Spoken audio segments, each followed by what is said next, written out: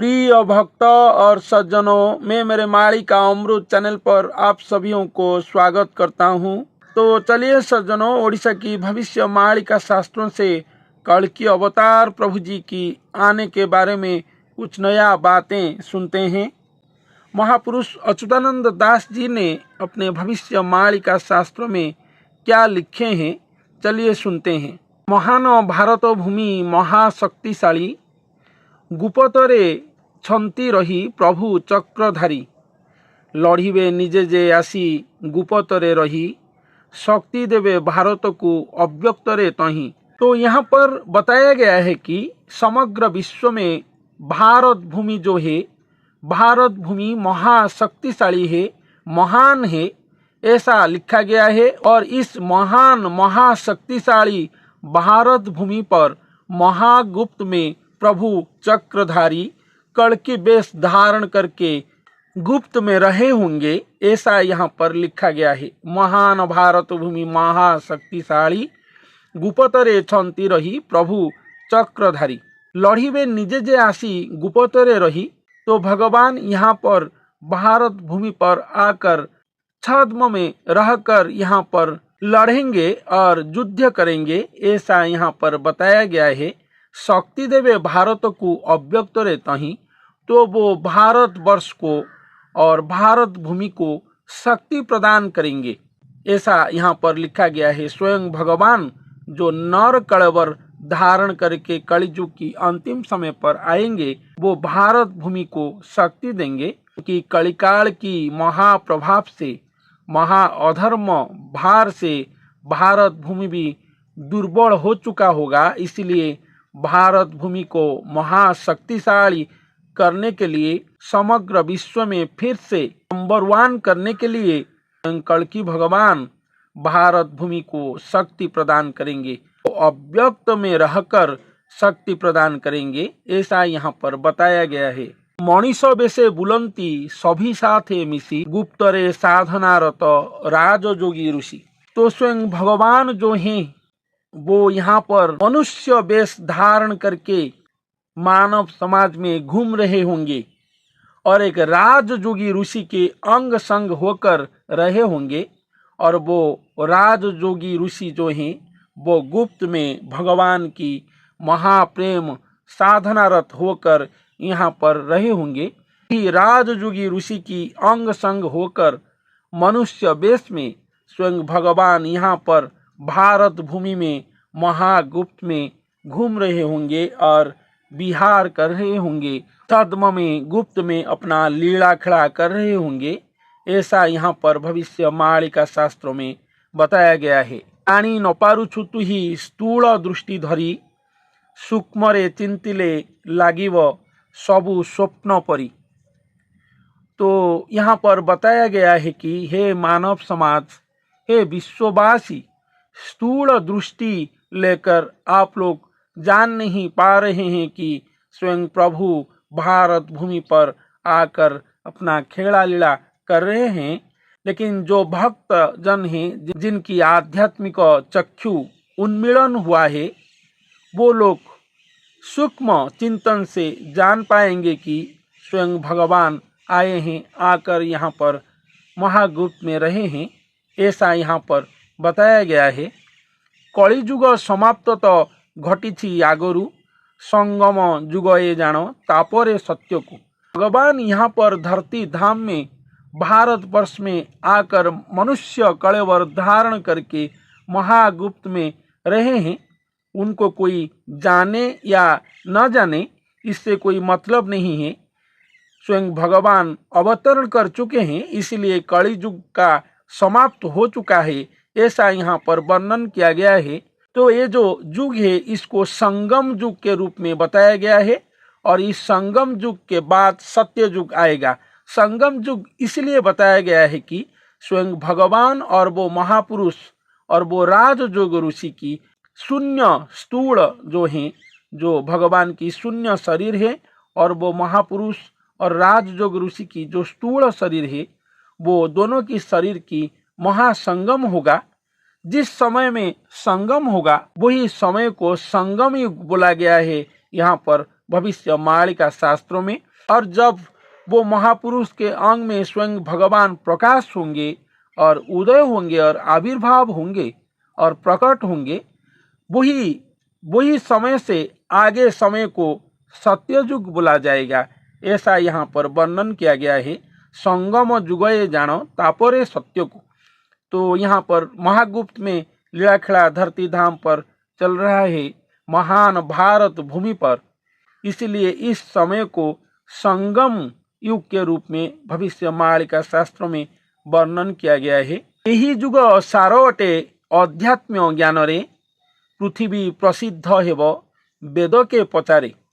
तो ये जो युग है जहाँ पर स्वयं भगवान और वो महापुरुष महासंगम होकर महाजुगड़ांग होकर यहाँ पर धरती धाम पर ठहरे हैं और विश्राम लिए हैं, इसीलिए इस युग में वेद शास्त्र की और कोई काम नहीं रहा होगा। यही युग सारोटे अध्यात्म ज्ञान रे, इसलिए इस युग को आध्यात्मिक ज्ञान की युग बोला गया है।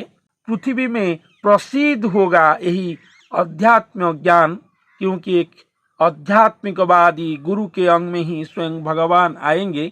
इसलिए अध्यात्म ज्ञान और आध्यात्मिक ज्ञान की प्रचार प्रसार होगा और आध्यात्मिक ज्ञान ही पृथ्वी प्रसिद्ध होगा, ऐसा यहाँ पर बताया गया है। और वेद जो है, वेदों को के पचारे यहाँ पर लिखा गया है। और वेद की कोई इतना ज़्यादा महत्व नहीं रहेगा, क्योंकि स्वयं भगवान एक मानव के अंग में और एक गुरु के अंग में आएंगे और वो जो ज्ञान देंगे स्वयं भगवान से लाकर, वही आध्यात्मिक ज्ञान ही विश्वविख्यात होगा, ऐसा ही यहाँ पर बताया गया है। गुप्त गुप्त महागुप्त चाले कार्य मान प्रकट लीला होइले संसार उच्छन। तो गुप्त गुप्त महागुप्त में स्वयं भगवान आकर यहाँ पर नर कलेवर धारण करके अपना धर्म कर्म और अपना कार्यमान संपादन कर रहे होंगे।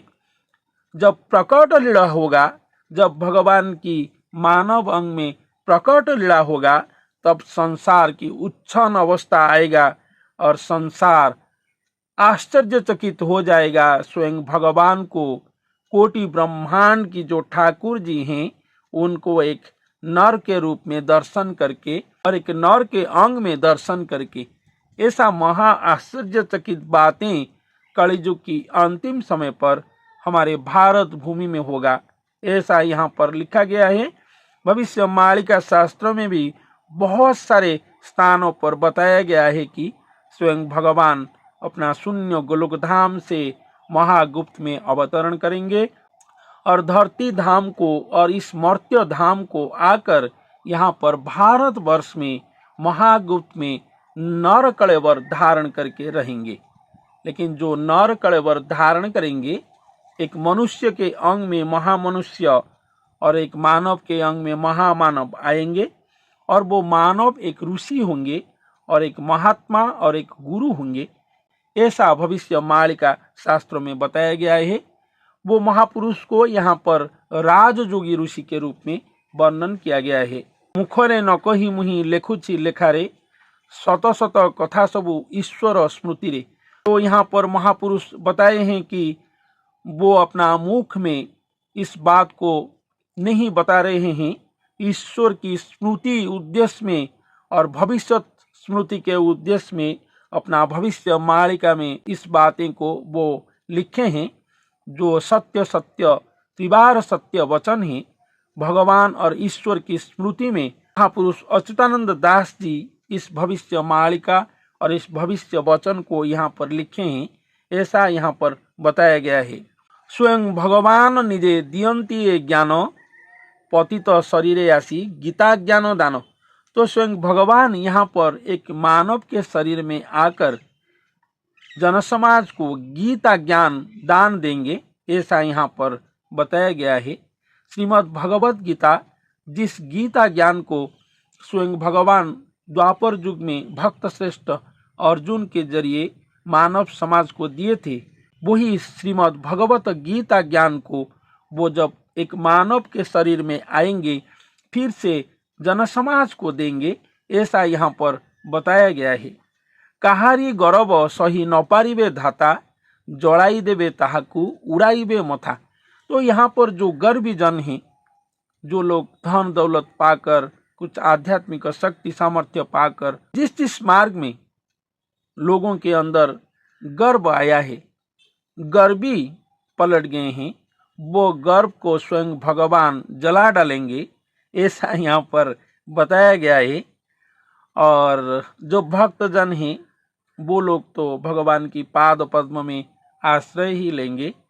भगवान मनुष्य कलेवर धारण करके एक गुरु के रूप में आएंगे, इसलिए गुरु त्राही करता होंगे। सभी विश्ववासी त्राही गुरु पुकारेंगे और गुरु ही उद्धार करेंगे, क्योंकि गुरु के अंग में ही स्वयं भगवान आकर यहाँ पर महागुप्त में बैठे होंगे। और जब प्रकाश लीला होगा तब संसार की उच्छन अवस्था आ जाएगा, ऐसा यहाँ पर बताया गया है। क्योंकि एक साधारण मानव के अंग में स्वयं महामानव आकर यहाँ पर दर्शन देंगे, दर्शन लीला होगा, इसलिए ऐसा यहाँ पर बताया गया है। इसलिए कोई एक जन की भी गर्व नहीं रहेगा, स्वयं धाता गर्व नहीं सहेंगे, ऐसा यहाँ पर बताया गया है। भागवत पुस्तक जे शास्त्र श्लोक आदि आउ न चलिब एथे सबु जाऊ हदी। तो जो भागवत पुस्तक हैं, जो शास्त्र श्लोक हैं, ये सब अचल हो जाएंगे, ऐसा यहाँ पर बताया गया है। और भविष्य मालिका शास्त्रों में पट्टामराण पुस्तक में भी लिखा गया है, जितने भी प्रमुख मंत्र हैं, जो कि महापाप से भी मंत्र जो हैं वो सब अचल हो जाएंगे। सब मंत्र के ऊपर अभिशाप चले आएगा और सब मंत्र अकामी और अचल हो जाएंगे, ऐसा भी भविष्य मालिका शास्त्रों में लिखा गया है। कलयुग की अंतिम समय पर ऐसा होगा, लेकिन भगवान तो गुरु के रूप में आएंगे, इसलिए स्वयं भगवान ही गुरु के वेश में भक्तजनों को मंत्र देंगे, मंत्र दीक्षा देंगे और नाम दीक्षा भी देंगे।